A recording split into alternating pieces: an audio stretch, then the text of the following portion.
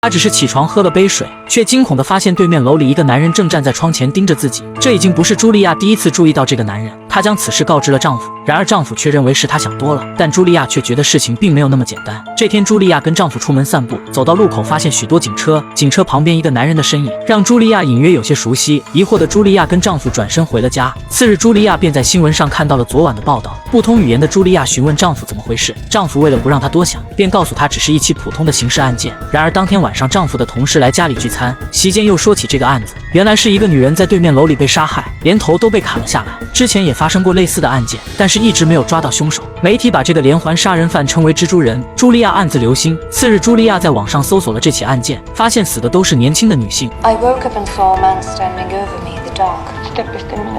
He put a pillowcase over my head so I couldn't see his face. He held a knife to my throat and pressed down.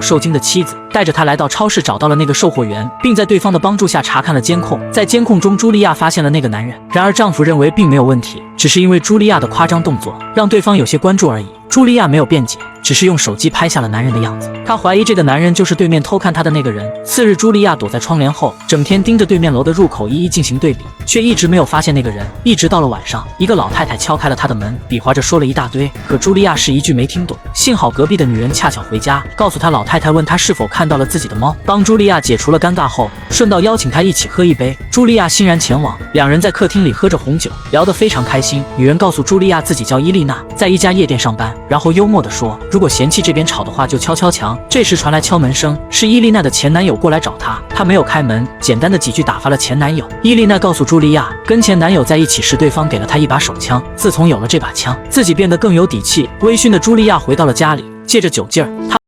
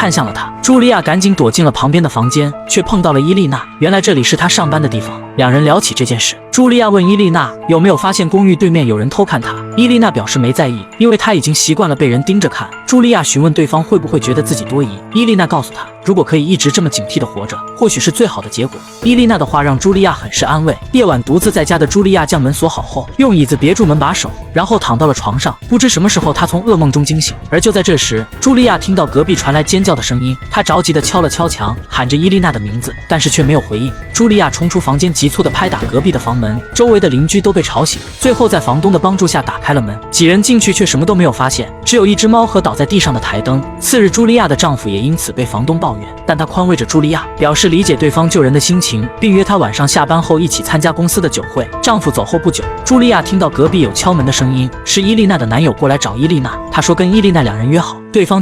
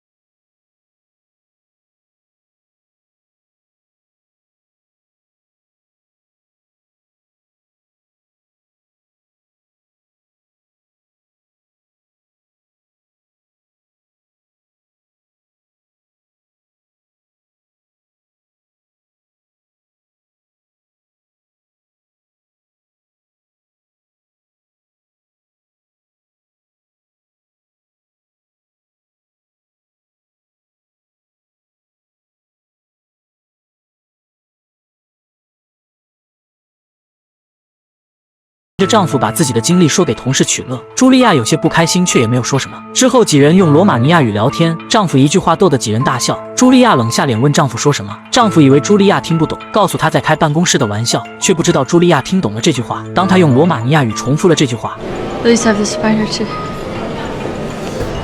to keep me company. Is that what?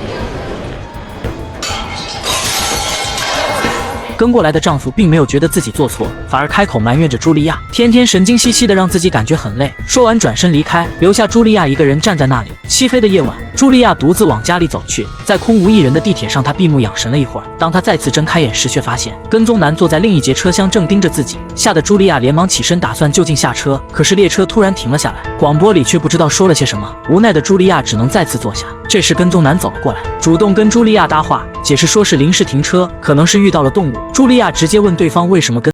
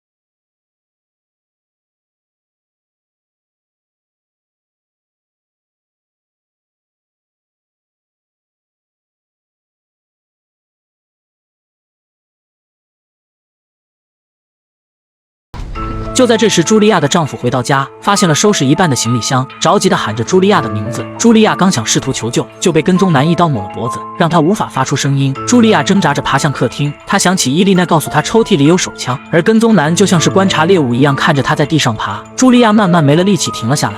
跟踪男也学着茱莉亚的姿势，躺在其面前看着她，享受着对方死亡的过程。茱莉亚流下了眼泪，她这才明白眼前的男人才是真正的蜘蛛人。看着茱莉亚一动不动，跟踪男便站起身，将匕首上的血在身上擦干净。不料一抬头，却发现对面窗户一个女孩正盯着自己。他连忙清洗干净手上的血迹，穿上衣服，打算过去处理了对面的女孩。这时，另一个房间里，茱莉亚的丈夫找不到茱莉亚，拿起手机拨打她的电话，却发现电话声从隔壁传过来。在他出去打算看看什么情况的时候，却看到跟踪男从隔壁房间走出。茱莉亚的丈夫正准备问问怎么回事，